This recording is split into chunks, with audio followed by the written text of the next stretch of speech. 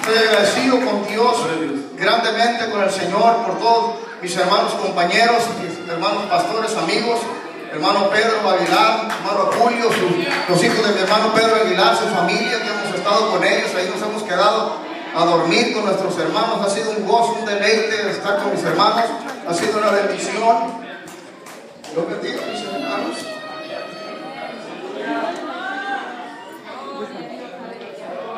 Cuando hemos venido, mis hermanos, los hermanos nos han atendido bien. Oren por mis hijos, mi esposa, allá en la ciudad de Bakersfield, mis hermanos, ahí estamos, gloria al Señor.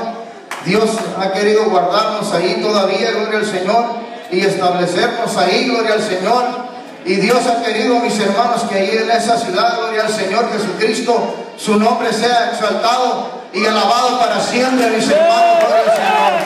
Y a Él sea la honra y la gloria. Estoy muy contento de estar aquí, alabando y bendiciendo ese nombre poderoso, mis hermanos, y gozándome con cada uno de ustedes, mis hermanos. Oren por nosotros, por favor, les pedimos que oren por nosotros, mis hermanos, para ser fieles al Señor, no ser fieles a los hombres, no, ser fieles a Dios primeramente, gloria al Señor. Y estando bien con Dios, gloria al Señor, vamos a estar bien con los de afuera, gloria al Señor Jesucristo.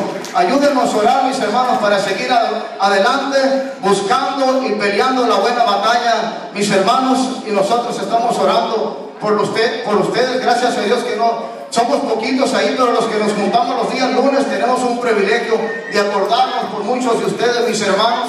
Y Dios bendiga a todos los hermanos que nos llaman, jóvenes de diferentes iglesias que nos llaman, mis hermanos, y tienen confianza, ¿verdad? Gloria al Señor, para pedir oración, y Dios es el poderoso y Dios es fiel para ayudarlos a todos y cada uno de nosotros. Que el Señor los bendiga. Mi nombre es José Martínez Azueta, pero ¿cuántos Martínez hay aquí?